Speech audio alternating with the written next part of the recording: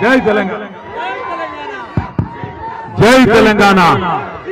నాకు తెలుసు మీకు ఆకలి అవుతుంది, నాకు ఆకలి అవుతుంది, కానీ ఒక 5-10 నిమిషాల్లో ముగించుకుందాం. మా తమ్ముడు సుమన్ కూడా అలిగిండు నా మీద. వాడు అలిగిండు, అందుకే మాట్లాడతాడు, అంతేనా?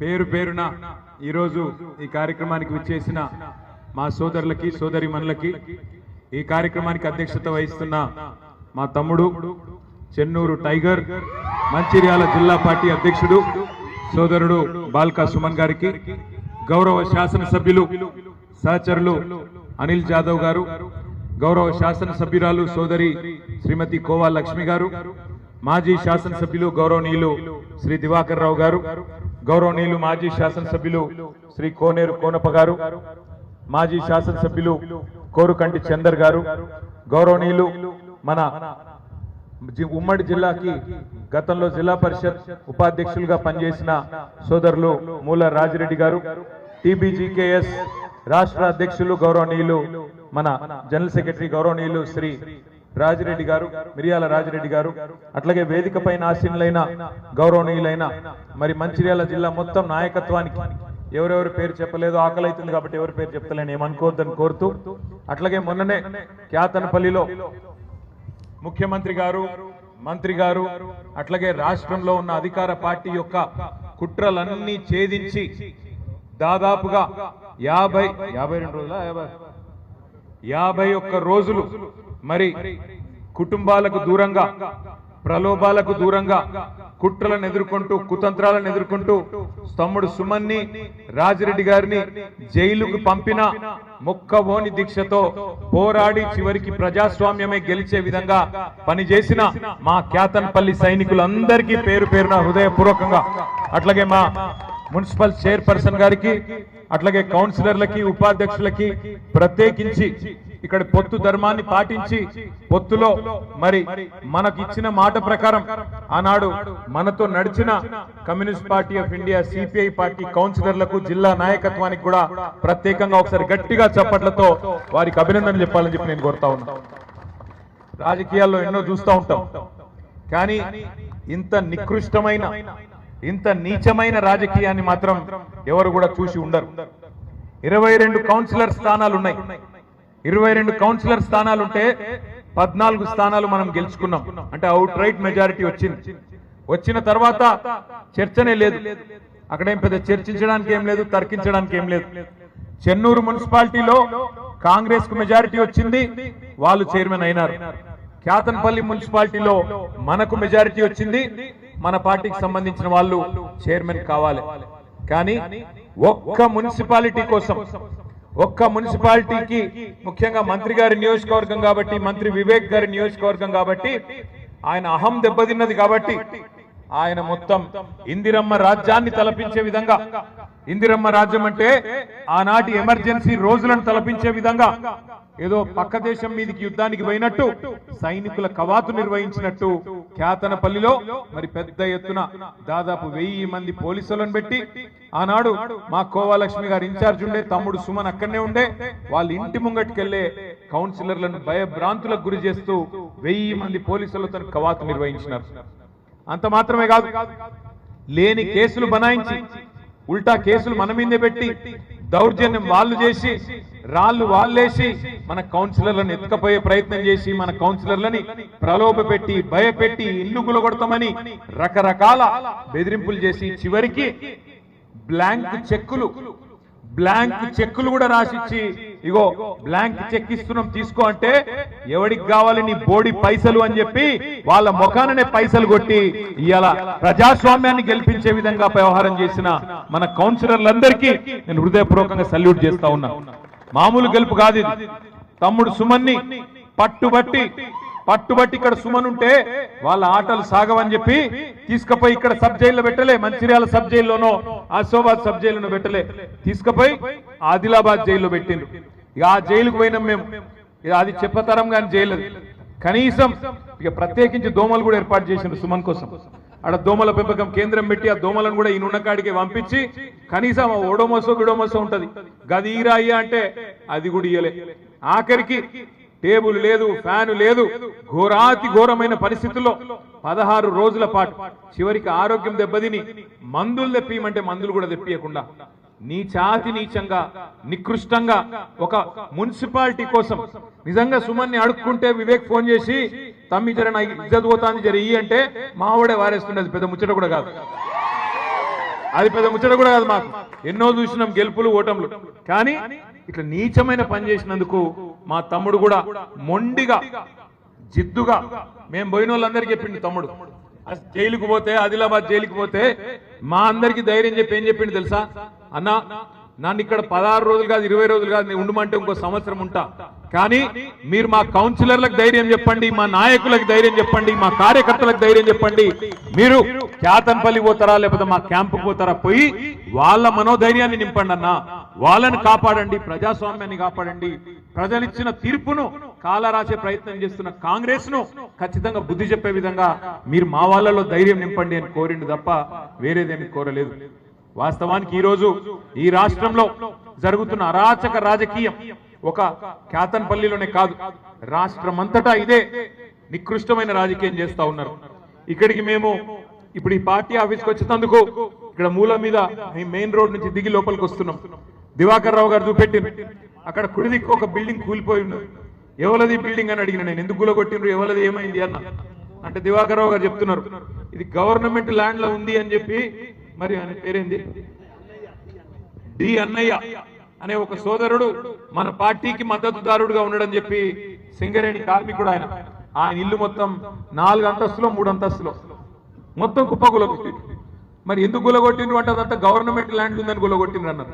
పక్కన ఇళ్ళన్నీ మంచి కలకల్లాడుతున్నాయి, మరి వీటి సంగతి ఏంది అన్న, అవి కూలగొడతారట, అవి మాత్రం అట్లే ఉండాలన్నట, ఇది మాత్రం కూలగొడతారట. మీరు పోయేటప్పుడు మీరు కూడా చూడండి. అంటే ఇంత నీచమైన రాజకీయం. మన కౌన్సిలర్ గారు క్యాతన్పల్లిలో భూమాగౌడ్ గారు మన క్యాంప్ లో ఉంటే, ఈ భూమాగౌడ్ సాబ్ క్యాంప్ లో ఉంటే ఆయన ఇంటి మీదకి ఇక్కడ బుల్డోజర్ పంపించి కూలగొడతామని చెప్పి వచ్చి కొలతలు తీసుడు, బెదిరించుడు, నువ్వు రాకపోతే కాంగ్రెస్ పార్టీకి మద్దతు ఇవ్వకపోతే కూలగొడతామని ఆయనను బెదిరించుడు.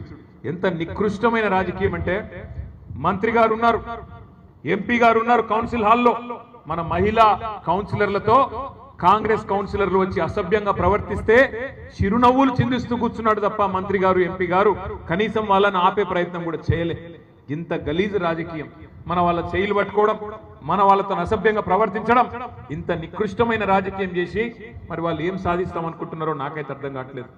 ఒకటి మాత్రం పక్కా, మొన్న ముఖ్యమంత్రి గారు ఇప్పుడే మా అనిల్ జాదవ్ గారు చెప్పినట్టు ఉమ్మడి ఆదిలాబాద్ జిల్లాలోని బోత్ నియోజకవర్గానికి వచ్చిండు. అక్కడ ఆయన మాట్లాడిన మాటలు ఒక్కసారి మీరు వినండి. ఏమంటాడు ఆయన? ఎంత పెద్ద కండలు తిరిగిన పైల్వాన్ అయినా 3 నెలల పిల్లలు ఉట్టియలేడు కదా, 9 నెలలు పడుతుంది కదా అంటాడు ముఖ్యమంత్రి గారు. ఒక ముఖ్యమంత్రి నోట్లోకి వెళ్ళి రావాల్సిన మాట నేను ఇది. 3 నెలలకు పిల్లలు ఉంటారని మాకు తెలియదా? ప్రజలకు తెలియదా? రైతులకు తెలియదా? మా తమ్ముళ్ళకు తెలియదా? మహిళలకు తెలియదా? ఈ రాష్ట్రంలో వృద్ధులకు తెలియదా? 3 నెలలు కాదు కదా, నువ్వే చెప్తీవు కదా. ఆనాడు పిసిసి అధ్యక్షుడిగా నువ్వు, ఈరోజు ఉప ముఖ్యమంత్రిగా ఆనాడు సిఎల్పి లీడర్ గా ఉన్న బట్టి విక్రమార్క గారు, మీరిద్దరే కదా సంతకాలు పెట్టింది, మీరిద్దరే కదా గ్యారంటీ కార్డులు అని చెప్పి ఇంటింటికి వంచింది, మీరిద్దరే కదా జేమ్స్ బాండ్ లెక్క బాండ్ పేపర్ల మీద సంతకాలు పెట్టింది. పెట్టి ఏం చెప్పిండ్రు మీరు? 100 రోజుల్లో 6 గ్యారంటీలు అమలు చేస్తాం, అటు సూర్యుడు ఇటు ఓడిచినా ఇటు సూర్యుడు అటు ఓడిచినా అమలు చేసి తీరుతాం అని చెప్పిండ్రా లేదా? 100 రోజుల్లోనే అన్ని చేస్తామని చెప్పారు. అదొక్కటే కాదు, నవంబర్లో తీసుకుంటే 2000, డిసెంబర్లో తీసుకుంటే 4000, నవంబర్లో తీసుకుంటే రైతు బంధు 10,000 వస్తుంది, డిసెంబర్లో తీసుకుంటే 15,000 వస్తుంది అని చెప్పి నమ్మబలికి మరి గద్దెనెక్కింది మీరు. 3 నెలల పిల్లలు పుట్టారంటున్న ముఖ్యమంత్రి గారు 30 నెలలు అవుతుంది, మరి ఇప్పుడు పిల్లలు పుట్టకపోతే నీకేం పేరు పెట్టాలి, నేనేమని పిలవాలని చెప్పి నేను అడుగుతా ఉన్నా. 30 నెలలు అయింది కదా, 30 నెలలకు కూడా మరి 6 గ్యారెంటీలు అమలు కాకపోతే నిన్ను ఏమనాలి, ఏమనుకోవాలి? నేనేం అంటలేను, ఏమనుకోవాలని మిమ్మల్ని అడుగుతున్నాను. నేను అంటలేను రా భయ్య, అంటే ఏమైదో బాధ. ఈ మధ్యన నేను ఆయన తిడితే కూడా మా సుమన్కే నచ్చలేదు. నువ్వు తిట్టకన్నా మేము తిడతాం కదా అంటూ. అంటే ఏమైందంటే ఇలా రాష్ట్రంలో ఎంత గలీజ్ రాజకీయం అయిపోయిందంటే, ముఖ్యమంత్రి లెక్క లేడు, మంత్రి లెక్క లేడు, ఎమ్మెల్యేలు లెక్క లేరు, మొత్తం ఒకటే దుకాణం తెరుచుకొని కూర్చున్నారు ఎక్కడోడు అక్కడ. ఎక్కడ దోచుకో స్కీమ్ నడుస్తాను. దాచుకో ఇక్కడ దోచుకోవాలి, మొత్తంగా ఎక్కడ ఏది దొరికితే దాన్ని దోచుకోవాలి, తీసుకుపోయి దాచుకోవాలి. ఎంత సిగ్గుచేటంటే దోచుకోని ఉత్తగానే అంటలేను నేను. ఇవాళ ముఖ్యమంత్రి గారి కుటుంబం, ముఖ్యమంత్రి గారి మొత్తం కుటుంబం సకుటుంబ సపరివార సమేతంగా రాష్ట్రంలో ఎక్కడికక్కడ బ్రహ్మాండమైన దోపిడీకి తెరదీసినారు. మన సింగరేణిలో ఇవాళ సింగరేణి సంస్థను నడుపుతున్నది ఏ మంత్రి గారో లేకపోతే ఇక్కడ ఉన్న అధికారులు కాదు.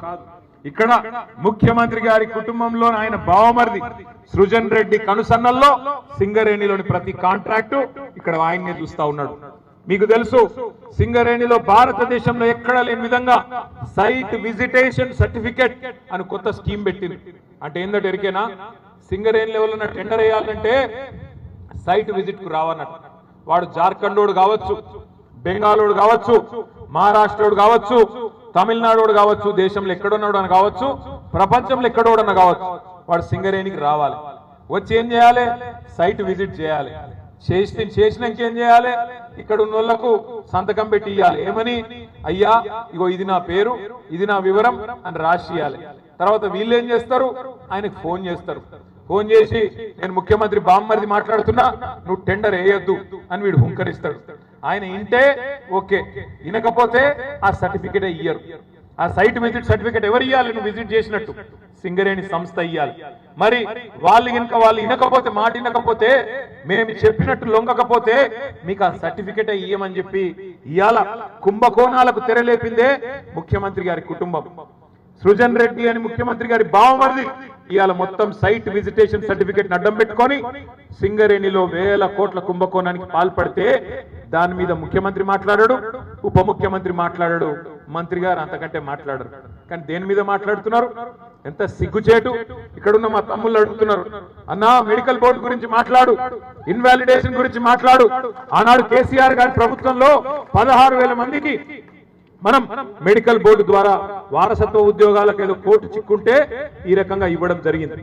కానీ ఇవాళ ఏమైతుంది? సింగరేణిలో వారసత్వ ఉద్యోగాలు ఇవ్వకపోగా, మెడికల్ బోర్డు పెట్టకపోగా, ఇంకా మీదికెళ్ళి ఉప ముఖ్యమంత్రి గారు శాసన మండలిలో స్టేట్మెంట్ ఇచ్చిండు. ఏమని చెప్తున్నాడు?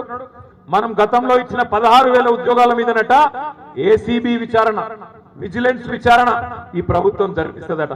నేను దమ్ముంటే ముఖ్యమంత్రిని, మంత్రిని అడుగుతా ఉన్నాం, ఉప ముఖ్యమంత్రి గారిని అడుగుతా ఉన్నా, దమ్ముంటే నీ బావమరిది సృజన్ రెడ్డి మీద వెంటనే ఒక సిట్ అయి ఏసీబీ ఎంక్వైరీ అయ్యి ఎవడు దొంగనో ఎవడు దొంగతనం చేసినో బయటకు వస్తుంది. మీరు వేయాల్సిన విచారణలు మేమిచ్చిన 16,000 ఉద్యోగాల మీద కాదు. చేసుకుంటే అది కూడా చేసుకో, మాకేం ఫరక్ పడదు. కానీ ముందు ఇక్కడ మెడికల్ బోర్డు పెట్టు. మా తమ్ముళ్ళకి వేలాది మంది ఎవరైతే ఎదురు చూస్తా ఉన్నారో వాళ్ళ కోసం పెట్టాలి. పెట్టకపోతే తప్పకుండా సింగరేణి ప్రధాన కార్యాలయాన్ని కూడా బీఆర్ఎస్ తరఫున ముట్టడిస్తామని చెప్పి కూడా వారిని హెచ్చరిస్తా ఉన్నారు. మీరందరూ కదిలి రావాలి. ఖచ్చితంగా ప్రతి బొగ్గు గనిలో కూడా మళ్ళీ అగ్గి మండిస్తాం, వదిలిపెట్టాం. ఇంకా కొంతమంది మాట్లాడుతా ఉన్నారు, సింగరేణిలో సమస్యలు ఉన్నాయి. నేను ఒక మాట అడుగుతా, ఏమనుకోవద్దు తమ్ముళ్ళు మీరు కూడా. సింగరేణి బెల్ట్ మొత్తం మమ్మల్ని ఒడగొట్టి ఇలా ఈ బ్యానర్లు పట్టుకుంటే ఏమొస్తుందా నాకు అర్థం కాదు. గాడిదలకు కట్టేసి ఆవులకు పాలు పెడితే పాలు వస్తాయా? చెన్నూరులో ఒడగొడితిరి, మంచిర్యాలలో ఒడగొడితిరి, రామగుండంలో ఒడగొడితిరి, భూపాలపల్లి ఒడగొడితిరి, అంత బెల్లంపల్లిలో ఒడగొడితిరి. అంతటి ఒడగొట్టి ఇవాళ కత్తి వానికిచ్చి యుద్ధం మీరు చేయరంటే ఏం చేయాలి మరి? కేసీఆర్ చేసినప్పుడేమో బ్రహ్మాండంగా సింగరేణి కార్మికులకు బోనస్ ఇచ్చి, ఫిట్మెంట్ ఇచ్చి, మీకు ఇచ్చిన 10 వాగ్దానాల్లో 9 అమలు చేసి బ్రహ్మాండంగా మిమ్మల్ని కడుపులో పెట్టుకొని చూసుకుంటే మా వాళ్ళనేమో ఇంటికి పంపిస్తారు. ఇవాళనేమో ఇక్కడ కాగితాలు పట్టుకొని నిలబడతారు. ఏం చేయాలి మరి? కత్తి వానికిచ్చి యుద్ధం అమలం చేయమంటే ఇది ఎక్కడి న్యాయం తమ్మి? ఇవాళ కేసీఆర్ అన్నా మీరెక్కడ? బీఆర్ఎస్ వాళ్ళు కొట్లాడాలి, బరాబర్ కొట్లాడతాం. కానీ కలిసి రండి, కదిలి రండి. మీరు ఇక్కడ గెలిపించిన ఎమ్మెల్యేలను ఫస్ట్ కళ్ళబట్టి నిలదీయండి. ఏం దిక్తుండ్రు మీ ఎమ్మెల్యేలు? ఏం దిక్తుండు మీ చెన్నూరు మంత్రి? ఏం చేస్తుండు మీ మంచిర్యాల ఎమ్మెల్యే? ఏం చేస్తుండు మీ బెల్లంపల్లి ఎమ్మెల్యే? పట్టుకొని అడుగును. ఇదేనా వాళ్ళు ఇచ్చిన మాటలు? అభయహస్తం మేనిఫెస్టో అన్నారు. సింగరేణి గురించి తీయటపుల్లటి మాటలు చెప్పిండ్రు. ఇలా అభయహస్తం మేనిఫెస్టో భస్మాసుర హస్తం అయింది. మీ నెత్తి మీద మీరే చేయి పెట్టుకొని బూడిదయ్యే పరిస్థితి వచ్చింది. అందుకే నేను అంటున్నా, ఓటేసేటప్పుడు కేసీఆర్ గారు చెప్పిండు, చిల్కకు చెప్పినట్టు చెప్పిండు. ఏం చెప్పిండు? రైతు బంధుకు రామ్ రామ్ అవుతుంది, దళిత బంధుకు జై భీమ్ అవుతుంది, మిగిలినది మొత్తం తెలంగాణను అమ్మకదొప్పుతారని చెప్పిండు. విన్నామా మనం? మీరు వినలే. ఈ జిల్లాలో ఈయనకు ఏమైంది? ఇవాళ భస్మాసురాస్తం వచ్చింది, ఈ దరిద్రం ఎప్పుడు పోతుందా అని చెప్పి ఎదురు చూసే రోజులు వచ్చినాయి. ఇంకొక 2-2.5 ఏళ్ళు ఇల్లే ఉంటారు. మనం భరించాలి. ఒకసారి తప్పు చేస్తే 5 ఏళ్ళు భరించక తప్పదు.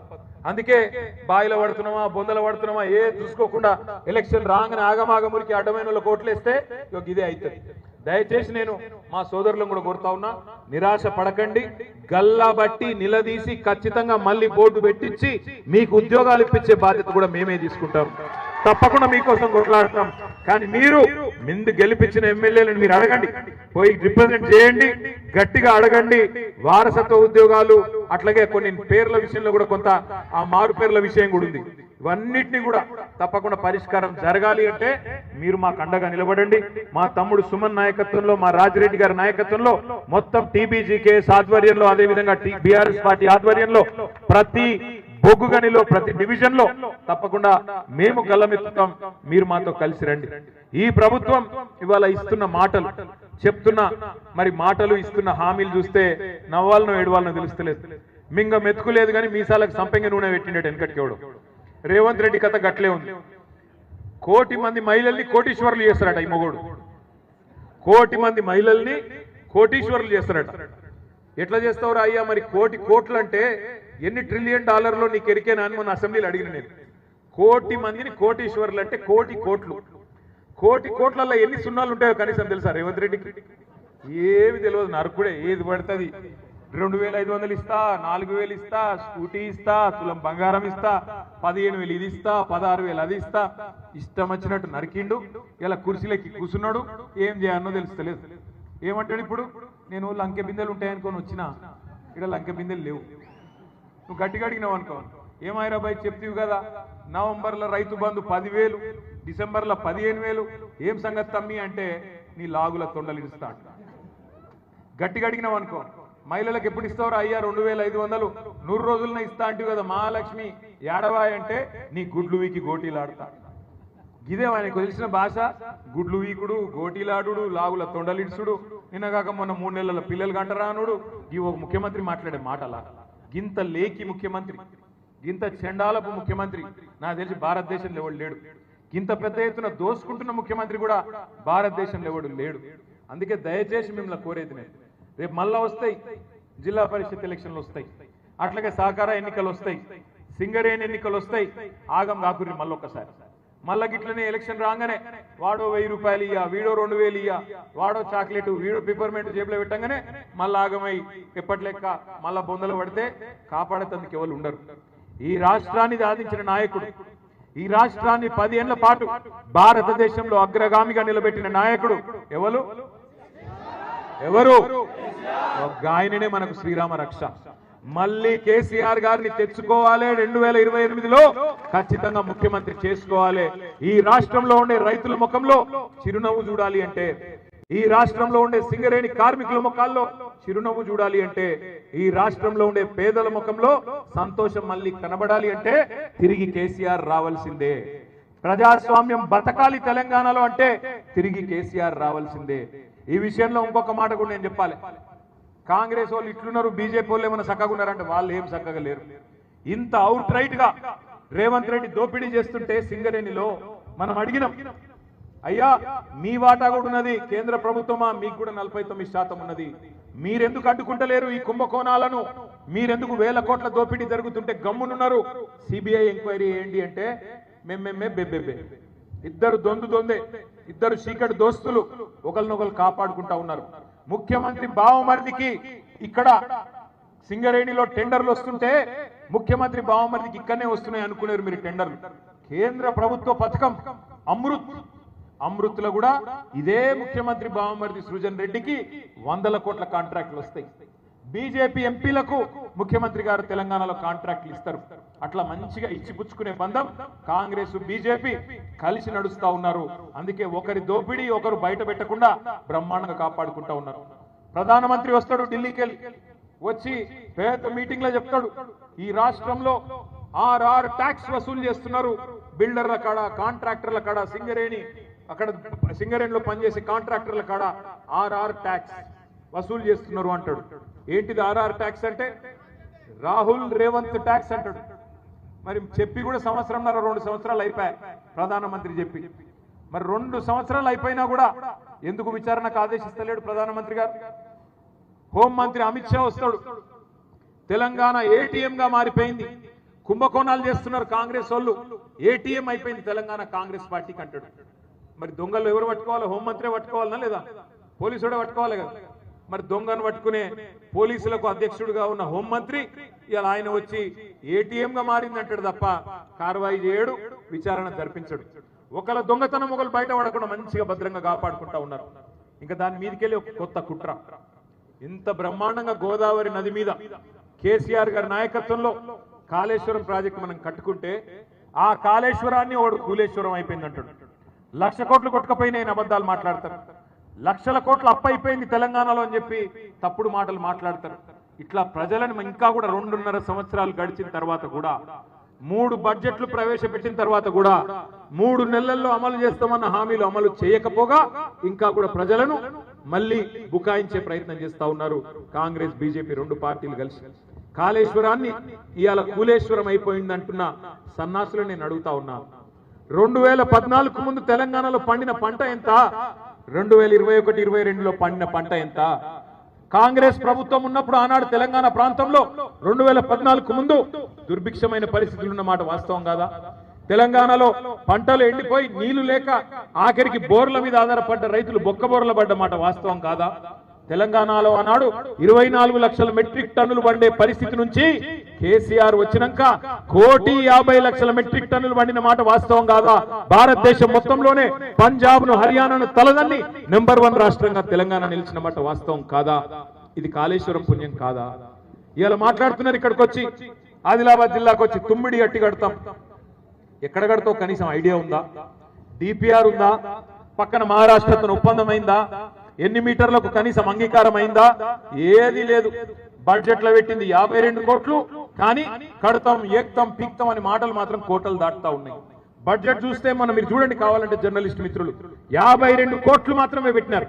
మరి 52 కోట్లతో ఎన్ని సంవత్సరాలు కడతారు? 100 సంవత్సరాలు కడతారా? 1000 సంవత్సరాలు కడతారా? ఇట్లనే మాటలతోనే టైం పాస్ చేస్తారా? ప్రభుత్వం చెప్పాలి. కడతామని బిల్డప్ తప్ప ఇంతవరకు అతి లేదు గతి లేదు. ఒకటి మాత్రం వాస్తవం, కాళేశ్వరం కట్టింది మరి తెలంగాణకు న్యాయం చేయడానికి, తెలంగాణకు లాభం చేయడానికి. సింగరేణిని లాభాల బాటలు నడిపింది, కార్మికులకు బోనస్లు ఇచ్చింది, బ్రహ్మాండంగా సింగరేణిలో వారసత్వ ఉద్యోగాలు ఇచ్చింది ఈ రాష్ట్ర ప్రజలు, ముఖ్యంగా సింగరేణి కార్మికుల సంక్షేమం కోసం. అట్లాగే 10 ఏళ్ల పాటు తెలంగాణని అపురూపంగా నడిపింది కూడా, అద్భుతంగా అన్ని రంగాల్లో ముందుకు తీసుకొని పోయింది కూడా కేసీఆర్ నాయకత్వం. ఇవాళ మా సుమన్ ఓడిపోకపోయి ఉంటే, మా దివాకరన్ ఓడిపోకపోయి ఉంటే, మా చంద్రన్న ఓడిపోకపోయి ఉంటే ఇప్పటికే మనకు 4,000 పెన్షన్ ఎప్పుడో వస్తుండే. కేసీఆర్ గారి ప్రభుత్వమే వచ్చుంటే 4,000 పెన్షన్ ఎప్పుడో వస్తుండే. కేసీఆర్ ప్రభుత్వమే వచ్చుంటే ఇచ్చిన మాట ప్రకారం దివ్యాంగులకి 6,000 పెన్షన్ వస్తుండే ఈ పాటికి. కేసీఆర్ ప్రభుత్వం వచ్చింటే మీరు ఇట్లా బోర్డులు పట్టుకొని నిలబడే పరిస్థితి ఉండకపోతుండే, మీ ఉద్యోగాలు మీకు ఎప్పుడో వస్తుండే. కేసీఆర్ ప్రభుత్వమే వచ్చుంటే 15,000 రైతు బంధు ఎప్పుడో మీకు వచ్చేది. ఎందుకంటే రైతు బంధు పెట్టిందే కేసీఆర్ కదా. అందుకే నేను అంటున్నా, దయచేసి ఆలోచించండి. మొన్న క్యాతనపల్లిలో ఏ ప్రజాస్వామిక స్ఫూర్తినైతే మా క్యాతనపల్లి సోదరులు సోదరిమణులు చూపెట్టినారో అదే స్ఫూర్తి భవిష్యత్తులో కూడా తప్పకుండా మీరు చూపాలి. ఎప్పుడు ఎన్నికలు వచ్చినా, జిల్లా పరిషత్ ఎన్నిక వచ్చినా, సింగరేణి ఎన్నిక వచ్చినా, మున్సిపల్ ఎన్నికలు అంటే అయిపోయినాయి, ఇంకా ఏమైనా అడుగుబొడుగు మున్సిపాలిటీలు ఎక్కడ మిగిలి ఉంటే అవి వచ్చినా, సహకార వ్యవస్థలో వచ్చే ఎన్నికలు వచ్చినా తప్పకుండా ఒకటే గుర్తుపెట్టుకోండి, ఈ రోజు ఈ రాష్ట్రానికి శ్రీరామ రక్ష కేసీఆర్ గారి నాయకత్వం. తప్పకుండా నాకైతే విశ్వాసం ఉంది, మళ్ళీ తొందరలోనే మనకు మంచి రోజులు వస్తాయి. 2028లోనే మంచిర్యాల జిల్లాలో తప్పకుండా అన్ని నియోజకవర్గాల్లో మళ్ళీ గులాబీ జెండాను ఎగురుతుంది. ఇక్కడికి వచ్చే ముందు ఇక్కడికి రావడం నాకు ఆలస్యమైంది. ఎందుకు ఆలస్యమైంది అంటే మధ్యలో ఇవాళ చాలా పెళ్లిళ్ళు ఉండే, తప్పని పరిస్థితుల్లో ఎక్కడికక్కడ ఎమ్మెల్యేలు ఆపితే నాకు తప్పలేదు. అట్లాగే మనం కట్టిన మెడికల్ కాలేజ్, మన మంచిర్యాలలో మనం కట్టిన మెడికల్ కాలేజ్ 38 ఎకరాల్లో అద్భుతంగా మెడికల్ కాలేజు మనం మంచిర్యాల శివార్లలో కట్టుకున్నాం. 11 ఎకరాల్లో అద్భుతమైన హాస్పిటల్. ఎన్నడన్నా కలగన్నరా మంచిర్యాల ప్రజలు? మా మంచిర్యాల జిల్లా అవుతుందని, ఈ జిల్లాకు ఒక మెడికల్ కాలేజ్ వస్తుందని, ఈ జిల్లాకు ఒక నర్సింగ్ కాలేజ్ వస్తుందని, ఈ జిల్లాలో ఇన్ని అద్భుతాలు జరుగుతాయని ఎన్నడన్న కలగన్నారా? సింగరేణిని అద్భుతంగా లాభాల బాటలో నడిపింది కేసీఆర్ గారు. ఇవన్నీ కూడా కళ్ళ ముందు కనబడుతూ ఉండగా ఆనాడు కొన్ని దొంగ మాటలు నమ్మి మనం మోసపోయినాం. భవిష్యత్తులో మళ్ళీ అట్లా జరగకూడదు అంటే ఇగో ఇట్లాంటి నాయకులు, మన బంగారు నాయకత్వం ఇక్కడ ఉన్నది, వాళ్ళందరినీ తప్పకుండా మళ్ళీ భవిష్యత్తులో సింగరేణిలో ఇండ్లు కట్టుకున్న వారికి జీవో 76 ద్వారా పట్టాలు ఇవ్వాలి. జీవో నేను ఇచ్చినట్టయితే మా ఇస్తుంది, కానీ జీవో నేను ఇవ్వలేను. మనం ఇచ్చిన జీవోని అమలు చేస్తలేదు. వాళ్ళు ఏది చేయరు తమ్మి, మీరు సింగరేణిలో గెలిపియండి. సింగరేణిలో ఉన్న గుర్తింపు సంఘాన్ని తీసి అవతల వారేసి మళ్ళీ టీబీజీకే తీసుకురండి, అప్పుడు అన్ని సెట్ అవుతాయి. అంతేగాని మనం ఇట్లా కత్తివానికి ఇచ్చి యుద్ధం మనం చేయమంటే బేకార్. ఇప్పుడు ఎవరున్నారు? మనం ఉన్నామా సింగరేణిలో? లేం కదా. మరి సింగరేణిలో మళ్ళీ కనీసం అక్కడనే తీసుకురాలి. 3-4 నెలలు ఎలక్షన్ ఉందట. టీబీజీకేఎస్ గెలిపియండి.